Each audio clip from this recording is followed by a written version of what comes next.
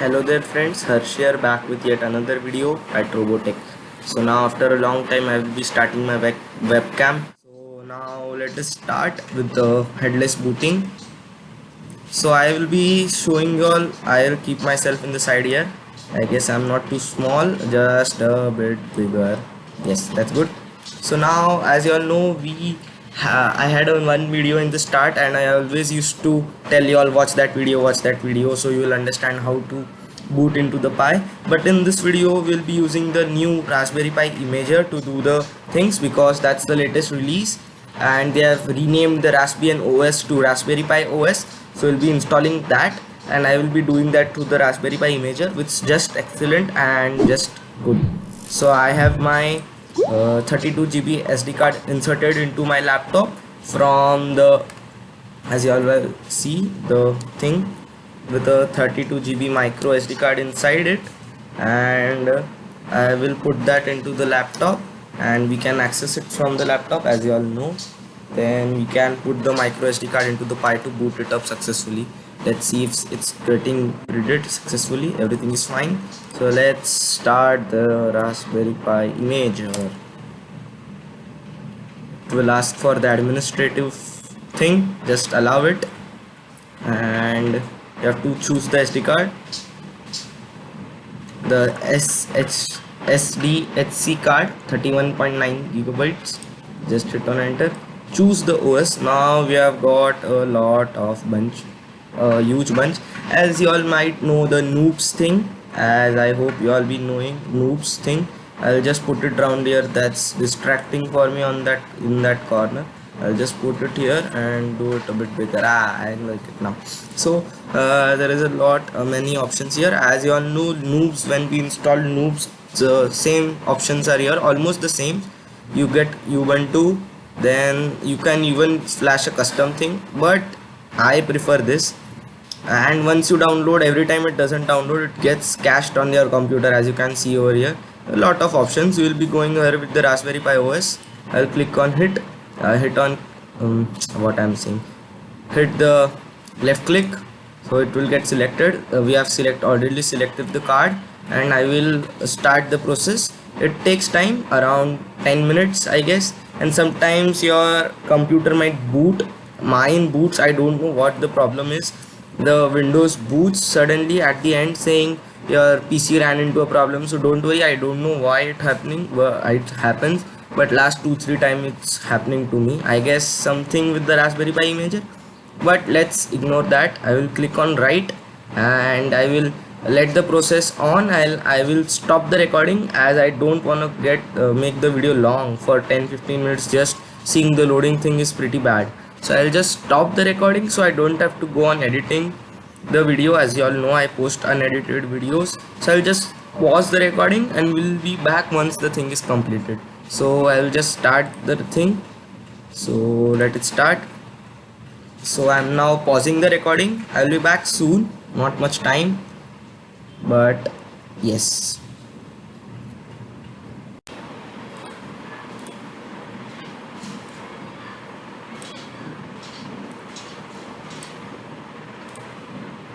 So as you all can see, it has been successfully flashed. You all saw the message. So now let me hide this recording panel and we will go into the SD card and start the process to headlessly boot into the thing. I think the Raspberry Pi Imager has what we say, ejected the media device, that's my SD card. So I will need to reinsert it. I hope the laptop does not boot as it always did.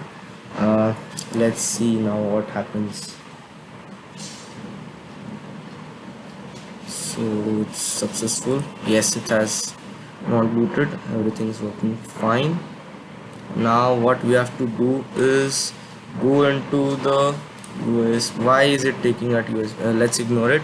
And here we are in the, this will be the name boot thing for y'all. I don't know. Let's see if I reinsert it once, if it happens. Well, if let's see if it boots. It should not boot, but it's not a USB device, it's a SD card. I don't know why it's acting strange. Yep. So still it's not getting correctly. You will have a boot thing written over here. You have to go to the boot, and if not, if you are confused, then remember the first thing over here you will see the overlays folder. Someone at the door. I will be back. Just a minute. So yes, you have to see this overlays folder, the first folder in the entire list, and there you have to right click and click on new, and one text document you have to create. And why is it so slow? Yes, now we have to rename this text document. For some of you all, the extension might not be visible, so go to view, and here click on this tick. As you all can see, file name extension should be visible. And now search for the new text document, right click, rename, and we have to delete the entire thing and name it SSH, everything capital, everything small, anything is okay, and just save it. So SSH is done, and now to connect it directly to the Wi-Fi, you have to create a new file again with the text document. Now don't change the extension, just rename it WPA underscore supplicant dot configuration. Now once we edit the file, then we'll remove the dot text, else if you just remove the dot text thing, you won't be able to edit a dot configuration file in your Windows 10. So now let it be dot text, just and open the file. Now we'll check what to feed in this so that it gets connected to the Wi-Fi, because of course just creating the file like SSH won't connect it to any Wi-Fi, because we haven't supplied the name of the Wi-Fi to which connect and also the password.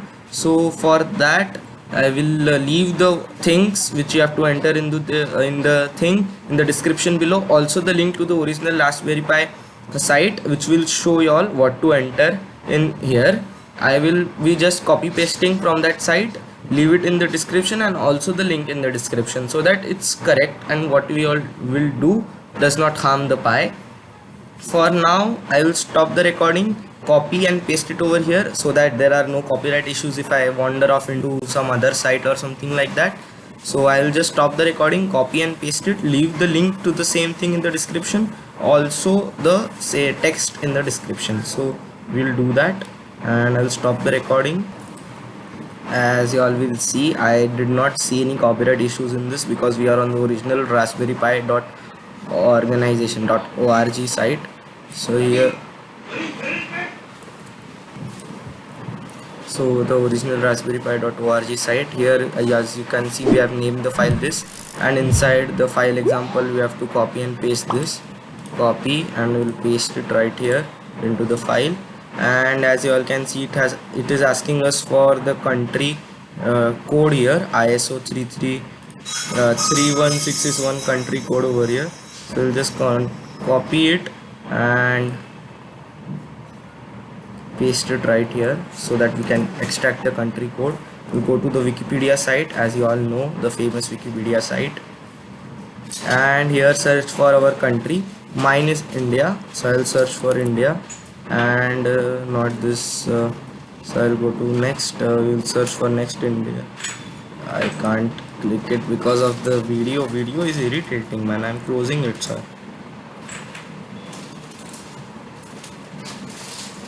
So yes, now we'll go to the next thing. Yes, I got it. So you have to remember, you have to check in the this column alpha 2 code, not the 3-digit. We need the 2-digit code because they say so here, 2-letter ISO code here. So you have to search for it. Yes, here it is, IN it is for me. So I will just remember it. You all do it too and hit type it down here. It is IN for me. Then the name of the wireless LAN, mine it is Samir, and my password for the same. Now I will have to blur it later, as you all know, else my friends or some people watching this will connect to my Wi-Fi and trouble me, and if my neighbors watch it then I'm corner. Yes, so now I have to save it, Control S, Control S. It's not saved, I guess we did some mistake. Have to type it. Control Y will do undo, or perhaps redo. Not working. Okay, we'll type it again. Yes, done. We'll save it. It's successfully saved. Now remember, you still have to change the thing, uh, the dot text extension. So just change it, save it, done. So now your Pi will connect to the Wi-Fi and also to the SSH thing. Now let us see how it works. So now I will power up my Pi and insert the SD card into the thing. As you all will see in a short time, I will be booting into the Pi. Not basically booting, I will just supply it with power. It is the first time boot, so it will require some time. It will be indicated by flashing of the green light on the Pi 4, and others also mostly it is the green light, and when it's supplied with power it will be shown with the red light. So now let us give it some time until the green light stops flashing or stops glowing. So let us give it some time. Until then we'll be downloading the PuTTY software for SSH into the Pi, for SSHing into the Pi. So let us search for PuTTY on the web, hit on enter, and putty.org will be the first site that you will come up with, and you can download PuTTY from here and install the software. So that's done, and I have already installed it. So let us give the Pi some time, and also you have to check the IP address that the router will assign to the Pi, so that you can SSH into it using the thing, because we haven't connected the thing into it, I mean the Ethernet into the laptop. So I'll hit on enter right here, so that I get into my router. Until then still the green light is glowing, so I'll wait. I'll hit my username and password to log in into the router, and for me I don't get the pooling summary. That's the biggest problem with my router. I don't know why, what the problem is, but I never get the pooling summary. So here I get a list of MAC addresses with many IP addresses. So the green light has stopped flashing, and I also searched meanwhile the IP address and I have found it. So let us open PuTTY and enter the IP address. Mine case it was 192.168.1.36, and I will hit on enter. And once this warning comes up, it's your Pi, because they don't recognize the Pi. I don't know why, but it's your Pi. And I will hit the password. The default password is raspberry, RASPBERRY. I'll hit on enter, and I've logged in successfully into the Pi. And so now you have to go to sudo that makes you the super user, sudo raspi config. That will take you to the configuration page of the Raspberry Pi. So we'll go sudo raspi config, hit on enter. It took you there, as you all can see. Now it's asking us to change the password. That we will do later. And here we'll go to interfacing options, as you all saw. Then we'll go to VNC and we'll enable the VNC thing. Okay, we have done that. Then we'll go to the boot options, and then here you have to go to B1, that's desktop. If you want the desktop, of course we want the desktop, and here we have to choose the desktop auto login or the desktop, anything is okay. But if you choose desktop, it will always ask you for entering a password even after you log in through the VNC or PuTTY. So I prefer desktop auto login thing. So that's done. So now we can exit from here and hit on finish. Reboot, yes, of course, and that's done. Now until it's rebooting, let us open VNC and also download the VNC thing. So search the web for VNC viewer, as you all know, and you will get directly go to Windows and you can download it from there. It's available on Android also, so pretty good. So that's done. We have downloaded VNC. I have. Then you have to open it. Then you have to go to 192 dot, just the difference, it's 36. Hit on enter, and once it, as you all can see again, identity check failed, it means it's your Pi. Enter the password. It's I did not change it, so it's raspberry, and hit on remember password, always good.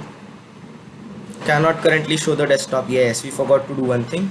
We'll again go to putty and go to the 192.168.1.36 and log in as Pi. Password is Raspberry. Again you have to become the super user. Remember to do this step because it's the latest version and it supports 4K things, so it is causing problem.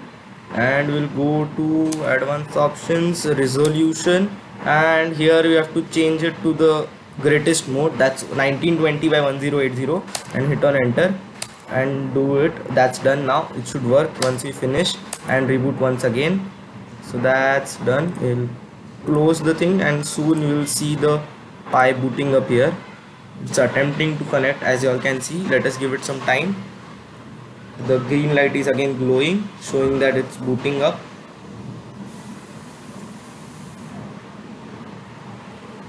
It just takes a minute or so. It's fast on the Pi 4, pretty fast. I've still got the 2 GB variant, so if you all have 4 GB or 8 GB, it will be even faster and more than even faster, like good. And as you all can see, we are into the Pi.